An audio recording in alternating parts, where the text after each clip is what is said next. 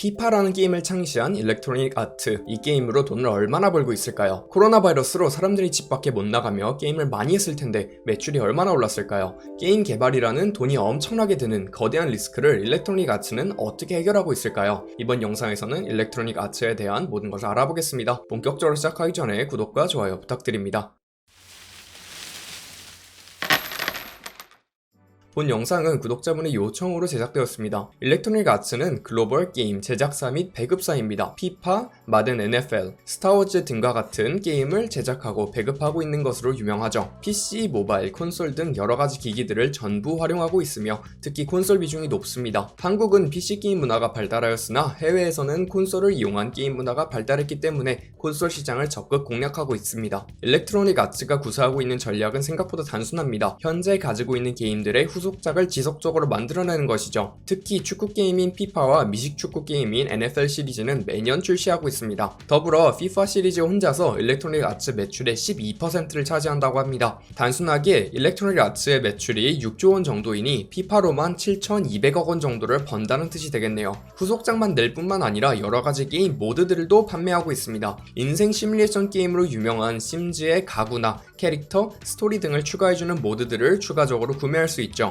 더불어 운동 경기를 시뮬레이션하는 게임에는 얼티밋 팀즈라는 모드를 플레이하실 수 있습니다. 얼티밋 팀은 본인만의 팀을 만들어 자신이 원하는 선수들로 남들과 시합을 할 수 있죠. 각각의 선수들이 별도로 존재하기 때문에 인간의 수집 욕구를 자극한다고도 합니다. 그리고 얼티밋 팀으로 발생하는 매출이 무려 총 매출의 27%라고 하죠. 이외에도 라이센싱 전략도 펼치고 있습니다. 한국에서 넥슨이 서비스 중인 피파 온라인이라든지 텐센트가 서비스 중인 피파가 일렉트로닉 아츠에게 사용료를 지속적으로 지불하고 있죠. 오리진이라는 게임 플랫폼도 운영하고 있습니다. 액티비전 블리자드에 대하여 설명드리며 게임 플랫폼에 대한 중요성도 잠깐 알려드렸었죠. 자사 플랫폼이 있을 경우 해당 화면을 매번 거쳐서 원하는 게임으로 연결되기에 마케팅적으로 활용하기가 매우 쉽습니다. 게임을 구매할 만한 사람들이 모여있는 공간에 광고를 하는 격이니까요. 따라서 게임 기업이 할 수 있는 전략은 사실상 전부 다 하고 있습니다. 매출 구조는 크게 4가지로 나뉩니다. 게임을 1회로 다운받는데 지불하는 풀게임 다운로드가 있죠. 최근에는 일회성으로 구매하기보다는 구독료를 내고 플레이하는 구조로 넘어가고 있기에 매출이 높진 않습니다. 다음은 라이브 서비스라고 불리는 부가 컨텐츠에서 발생하는 매출입니다. 추가 컨텐츠를 구매, 인게임 아이템 구매 등과 같은 요소들이 여기에 포함되죠. 다음은 모바일입니다. 모바일 부분 역시 부가 컨텐츠를 판매를 통하여 매출이 발생하고 있다 합니다. 마지막으로 전통 유통 채널을 통하여 판매되는 실물 CD 또는 게임 팩입니다. 게임 기기를 구매해 보셨다면 기기를 구매하며 플레이할 만한 게임을 몇 개 더 넣어주는 모습을 보셨을 겁니다. 끼워 넣어주는 게임들에서 발생하는 매출이 바로 여기에 포함되죠. 전체적인 매출 비율을 보면 일단 게임을 무료 또는 저렴하게 설치하게 만들고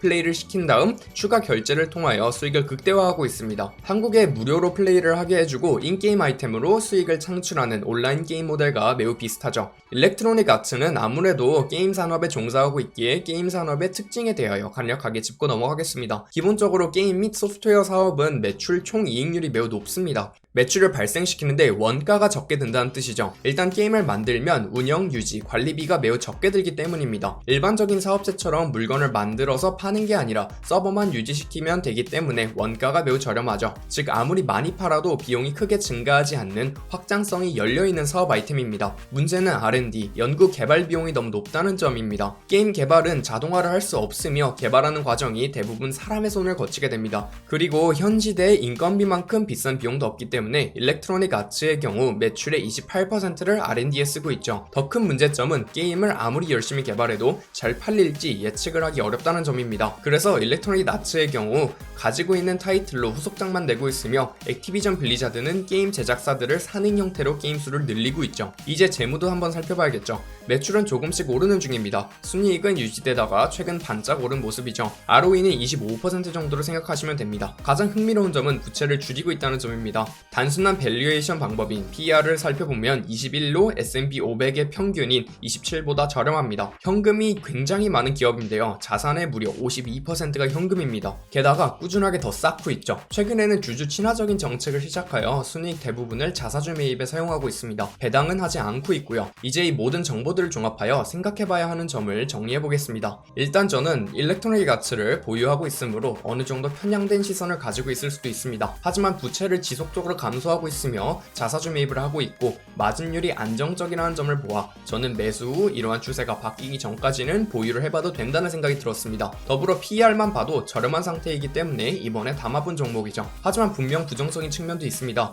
액티비전 블리자드와 비슷한 게임 제작사냐 게임 기업이냐의 문제점인데요. 2009년도쯤에 일렉트로닉 아츠는 본격적으로 게임을 유료화 작업을 시작하였습니다. 그리고 재무 데이터 시계열 자료를 1초만 살펴봐도 수익 개선이 엄청나다는 점을 볼 수 있죠. 근데 2009년도 게임 수와 현재 게임 수를 비교해보면 크게 달라진 것이 없습니다. 단지 게임의 그래픽과 내용이 살짝 바뀌었을 뿐이죠. 유튜브에 일렉트로닉 아츠만 쳐봐도 부정적인 이야기를 하는 유튜브가 정말 많을 정도로 수익화 때문에 많은 부정적인 시선을 받고 있습니다. 예시로 스타워즈 다스베이더 캐릭터를 플레이하려면 수십 시간을 플레이해야 하거나 결제를 해야 하는 시기죠. 일반적으로 스타워즈 시리즈를 하시는 대부분의 분들은 자신이 좋아하는 캐릭터를 플레이하고 싶은 것이 게임을 플레이하고 싶다는 욕구보다 큽니다. 그리고 그 부분을 잘 캐치하여 일렉트로닉 아츠는 유료화를 해버린 것이죠. 문제는 이러한 수익화 모델이 유지가 가능한지에 대한 의문점입니다. 고객이 만족해야 재구매로 이루어지는 것이 기본 경영 상식인데 겉으로 보기에는 일렉트로닉 아츠의 고객들은 만족도가 그리 높아 보이진 않습니다. 어떻게 보면 이러한 형태의 기업이 미래 배당주가 되지 않을까라는 생각도 듭니다. 현재 구조라면 분명 폭발적인 매출을 발생시킬 잠재성은 전혀 없습니다. 다만 운영만 잘한다면 꾸준한 매출과 높은 영업 마진을 챙겨갈 수 있죠. 따라서 낮은 비용으로 꾸준한 현금을 제조할 수 있습니다. 텔레콤 회사와 비슷한 캐시카우가 될 수 있다는 것이죠. 마지막으로 일렉트로닉 아츠는 코로나 바이러스의 수혜를 입은 종목 중 하나입니다. 밖으로 못 나가고 집에서 게임이나 하자라는 데에서 매출이 크게 뛰었죠. 한 분기에만 라이프 서비스 영역에서 61%의 매출 상승을 보였다고 합니다. 문제는 반짝 매출일 가능성이 상당히 높다는 점입니다. 마이크로소프트 영상 또는 도큐사인 영상에서 말씀드린 것처럼